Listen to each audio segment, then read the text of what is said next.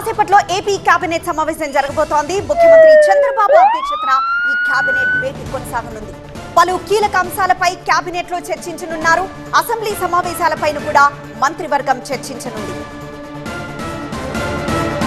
ఈ కేబినెట్ భేటీలో సిఆర్డీఏ కీలక అంశాలు ఇన్నర్ రింగ్ రోడ్ రైల్వే కోసం మోటడెక్క గ్రామంలో 2340 ఎకరాల ల్యాండ్ పూలింగ్, పల్నాడులో 244 ఎకరాల ఎండోమెంట్ భూమి కొనుగోలుకు 122 కోట్లు, హ్యాపీ నెస్ట్ కు రేరా రెన్యువల్ ఫీజు రద్దు, అమరావతిలో 9 మెగావాట్ల డేటా సెంటర్లు, కృష్ణానదిపై భవిష్యత్ వంతెనల అధ్యయనానికి కన్సల్టెంట్ నియామకం వంటి అంశాలపై చర్చించనున్నారు.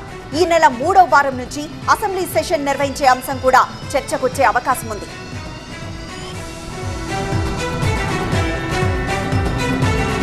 అసోసియేట్ ఎడిటర్ ఈశ్వర్ మరింత సమాచారం అందిస్తారు. ఈశ్వర్, ఈ రోజు కేబినెట్ సమావేశంలో ఇంకా ఏ అంశాలు చర్చకు రానున్నాయి?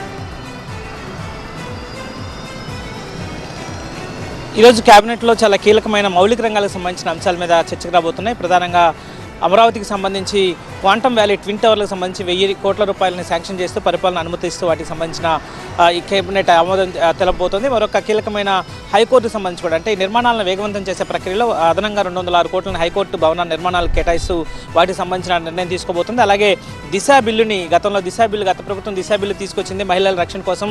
సో దానికి కేంద్ర ప్రభుత్వం అనుమతి లభించలేదు. దానికి సవరణలు చేసి దాన్ని రద్దు చేయాలన్న ఆలోచనకి ఈ ప్రభుత్వం వచ్చింది. సో దానికి సంబంధించిన డెసిషన్ ఈరోజు డిస్కషన్ చేయబోతోంది. ఆ తర్వాత దిశా స్థానంలో కొత్త చట్టాన్ని తీసుకురాబోతుంది. అదే సమయంలో ల్యాండ్ గ్రాబింగ్కి సంబంధించి కూడా గత ప్రభుత్వం తీసుకొచ్చిన చట్టాన్ని ఈరోజు సవరణ చేయబోతుంది. దానికి సంబంధించి ఆ గత చట్టాన్ని రద్దు చేయాలని గతంలో నిర్ణయించింది. సో దాన్ని రద్దు చేస్తూ కొత్త సవరణలతో కొత్త చట్టం ప్రతిపాదన పైన ఈరోజు కేబినెట్ కీలకంగా చర్చించబోతున్న నేపథ్యం కనిపిస్తుంది. అదే సమయంలో తెలుగుదేశం పార్టీకి సంబంధించిన కార్యాలయాలు వివిధ ప్రాంతాల్లో, వివిధ జిల్లాల్లో, వివిధ నియోజకవర్గాల్లో వాటికి సంబంధించి కొంత స్థలాన్ని కేటాయింపుకు సంబంధించిన కీలకమైన డిస్కషన్ జరగబోతోంది. అలాగే రాజధానికి సంబంధించిన అంశాలే ప్రధానంగా ఉండబోతున్నాయి. సిఆర్డీఏకి సంబంధించి ఈ నెల 13వ తేదీన సిఆర్డీఏకి సంబంధించిన ఈ సీడ్ యాక్సిస్ రోడ్డు కావచ్చు, లేకపోతే ఎమ్మెల్యే ఎమ్మెల్సీ క్వార్టర్స్ని సిఆర్డీఏ గవర్నమెంట్కి అప్పచెప్పాలని నిర్ణయించిన నేపథ్యంలో వాటికి సంబంధించి కీలకమైన నిర్ణయాన్ని తీసుకోబోతుంది. వాటికి సంబంధించిన చర్చ జరగబోతుంది. అదే సమయంలో ఈ నెల 17 నుంచి అసెంబ్లీ సమావేశాలు నిర్వహించాలన్న ఆలోచనలో ప్రభుత్వం ఉంది. ఎందుకంటే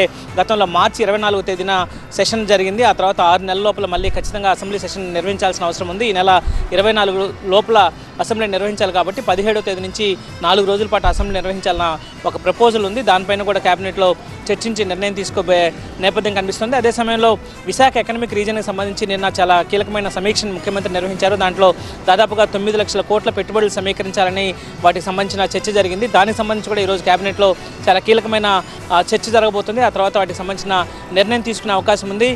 సో టోటల్గా ఓవరాల్గా మౌలిక సదుపాయాలకు సంబంధించిన అంశాలు, సంక్షేమానికి సంబంధించిన అంశాలు, అభివృద్ధికి సంబంధించిన అంశాలు, అలాగే మిగతా పరిపాలనకు సంబంధించిన అంశాలు, ఈ 4 అంశాల మీద కేబినెట్ ఈరోజు కీలకంగా చర్చించబోతోంది. వాటికి సంబంధించిన కీలక నిర్ణయాలను తీసుకునే అవకాశం చాలా స్పష్టంగా కనిపిస్తున్న పరిస్థితులు కనిపిస్తున్నాయి. అదే సమయంలో గతంలో దిశకు సంబంధించి ప్రధానంగా పెద్ద ఎత్తున చర్చ జరిపే అవకాశం ఉంది. ఎందుకంటే దిశ చట్టం గత ప్రభుత్వం తీసుకొచ్చిన సమయంలో అప్పట్లో దాన్ని కేంద్రం ఆమోదించాల్సిన అవసరం ఉంటుంది. ఇక్కడ మనం రాష్ట్ర ప్రభుత్వం ఒక చట్టాన్ని తయారు చేసి కేంద్రాన్ని పంపించినా దాన్ని కేంద్రం ఆమోదించాల్సిన నేపథ్యం ఉంటుంది. కాబట్టి దానికి సంబంధించి ఈరోజు ఆ చట్టాన్ని రద్దు చేసి కొత్త చట్టాన్ని తీసుకురావాలన్న ఆలోచన ప్రభుత్వం అనుకుంది. అలాగే అగ్రిగోల్డ్కి సంబంధించి కూడా నిన్న గ్రూప్ ఆఫ్ మినిస్టర్స్ సమావేశమై వాళ్ళని ఎట్లా రిలీఫ్ ఇవ్వాలి, అగ్రిగోల్డ్ బాధితులకి ఎప్పటి నుంచో దశాబ్దాలుగా ఎదురు చూస్తున్నారు కాబట్టి ఒక రోడ్ మ్యాప్ని రూపొందించింది జీవోఎం. దాన్ని కేబినెట్లో చర్చించి కేబినెట్ అనుమతి తీసుకుని ముఖ్యమంత్రి సూచనలతో మరింత వేగంగా ముందుకు వెళ్లే ప్రక్రియని ఈరోజు చేయబోతున్నట్టుగా అర్థమవుతుంది. సో మొత్తానికి చాలా కీలకమైన అంశాలు, దాదాపుగా అన్ని అంశాలపైన